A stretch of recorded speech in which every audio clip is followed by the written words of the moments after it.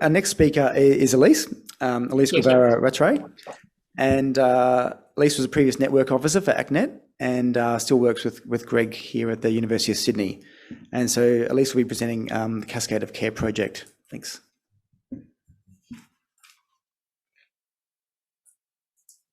Thanks very much. I just got to work out. We don't have a pointer on this, do we? So it's just click forward and that's it? Yeah. Okay. So I'm representing a lot of people up here, so I'm going to try and do this succinctly and hopefully represent kind of what everyone sort of hopes to get out of this project. The short of it is this is one of the first projects that ACNet introduced, and like Kerry's, it was intended to be an Australian-wide study that incorporated all the chest clinics in Australia. Unfortunately, that didn't end up being possible through the reasons that Kerry shared before. So the purpose of this project was to sort of an evaluation of the policy that was introduced in the end of 2015 to screen children between or under sort of 11 years of age. Kind of slightly tinkered with that number a little bit because children do age once they sort of get screened and when they arrive. And essentially what we were trying to get out of it was to work out whether this was an effective policy to be introduced. And we wanted to sort of follow the children from offshore, what kind of different sort of investigations that they had offshore. Ideally, what we would have loved to have done was actually link that offshore investigation through to their clinical presentation, and unfortunately that's not possible in the Australian context. Whether that becomes possible in the future, I don't know, but at this stage and at the time that we did this, it wasn't possible.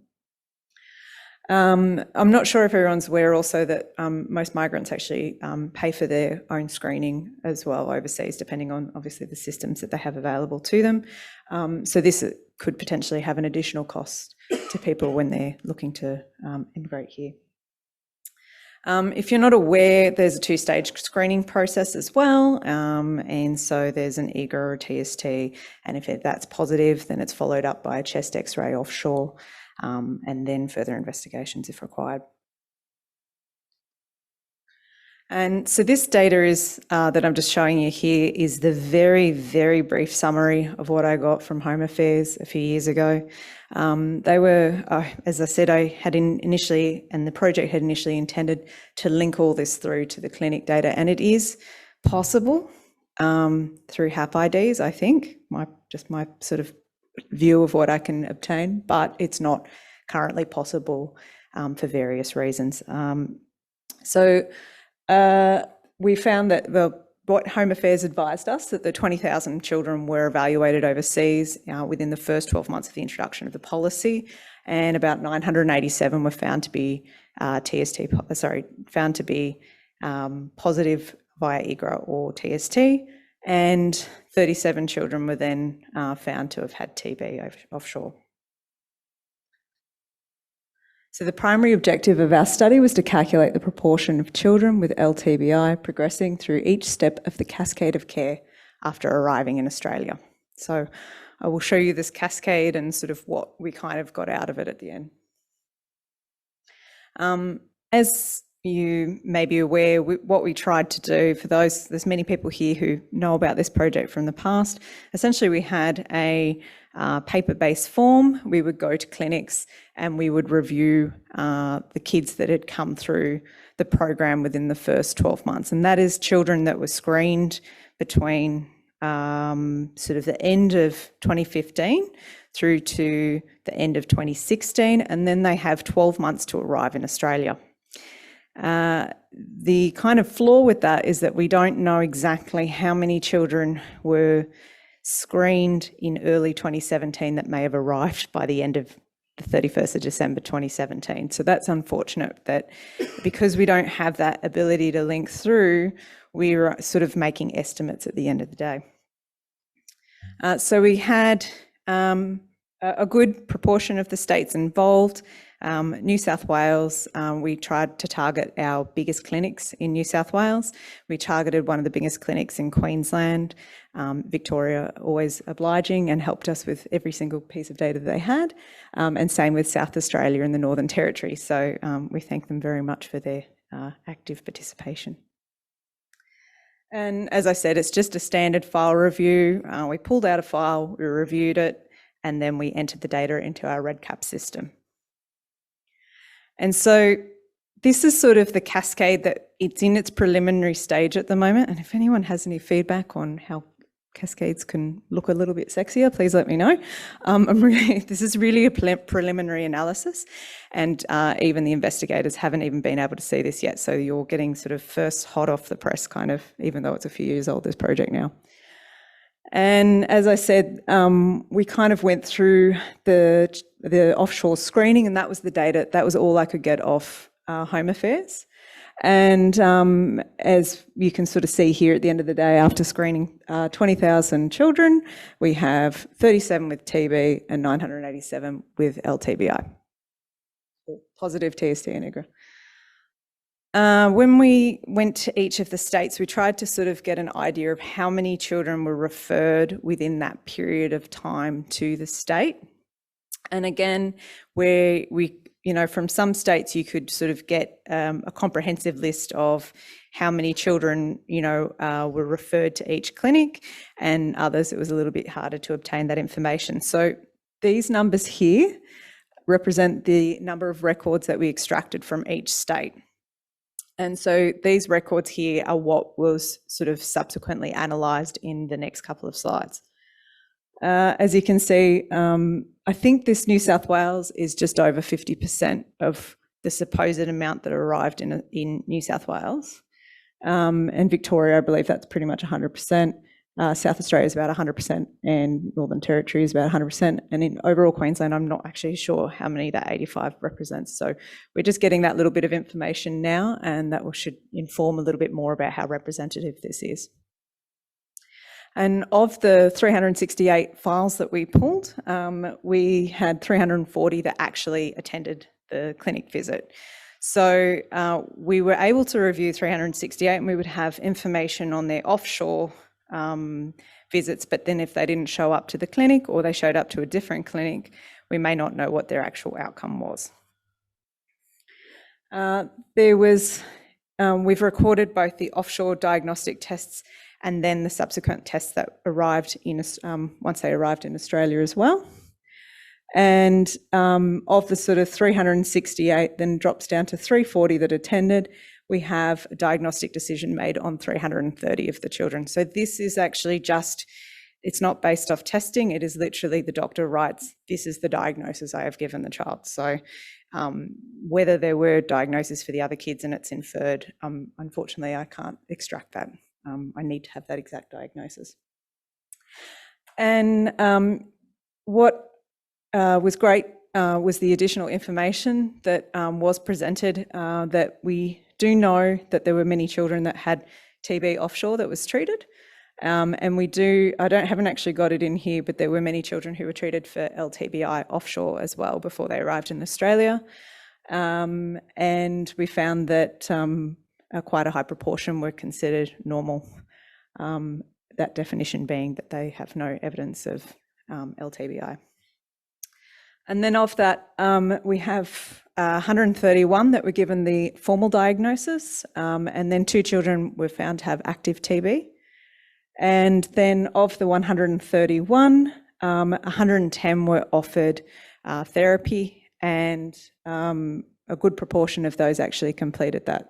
So 86 children completed their LTBI therapy. Some were offered serial CXR as well. So this is sort of the overall thing, and then the tables that are following are sort of informing or just a little bit more detail from what this is providing. These are the sort of characteristics of the file, or I guess the kids that we identified in the file review. And you can see that it's sort of a 50-50 split between the amount that's sort of in that younger age category and the sort of like older age category. And you can see the representation. Most are from sort of a good proportion are from the sort of Southeast Asia region and Western Pacific region that are arriving in Australia.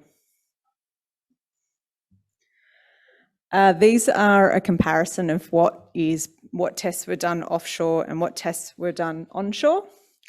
And you can see that TST predominated on the offshore tests, where it was not utilised as frequently in the clinics in Australia, and the opposite is for the IGRA testing as well.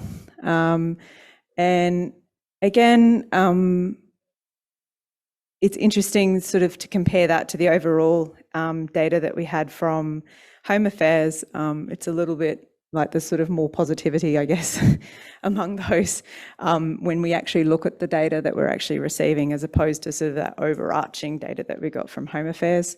And you can sort of see here that, yeah, once they arrived on shore, we have sort of retesting occurring as well. If there's any interest in looking at if there's any of those kind of were positive offshore and were negative onshore, we can look into that if anyone's interested.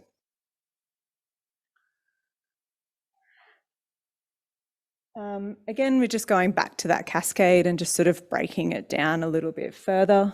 And as I sort of saying that there was most of the kids were diagnosed as not having any evidence of LTBI. And then we have sort of 131 that were given that diagnosis on their forms. We have several children that don't have any kind of outcome or diagnosis documented, but again, that could be inferred and potentially could be extracted from the data if it was looked at a little further in that way.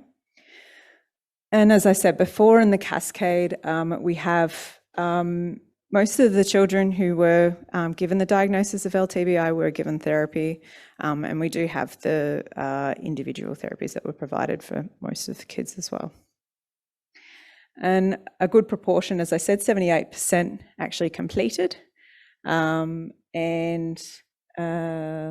Again, we don't have completion rates on everybody, so it may be actually higher or, than what is written here.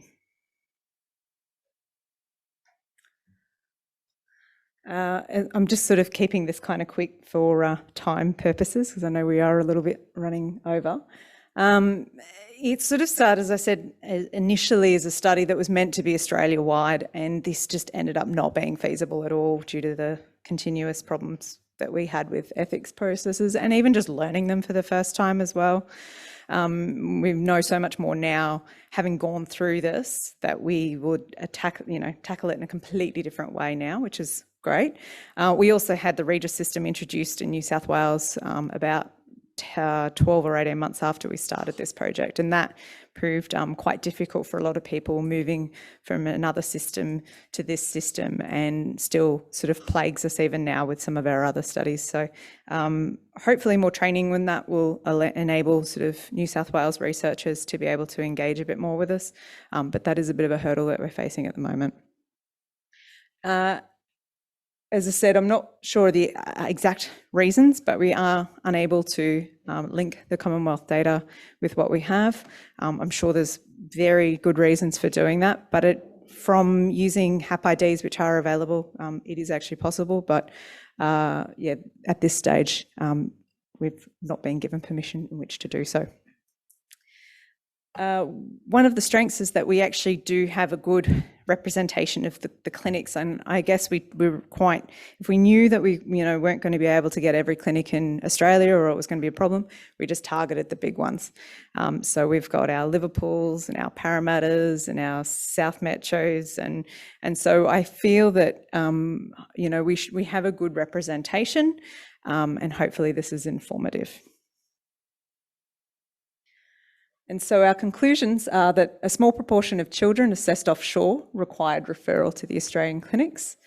Many children were diagnosed with LTBI, did not receive treatment in Australia. 86 children out of the 368 completed treatment for LTBI. And we believe that children were not a high-risk population for active TB, and that the effect of offshore LTBI screening upon transmission of TB in Australia is uncertain.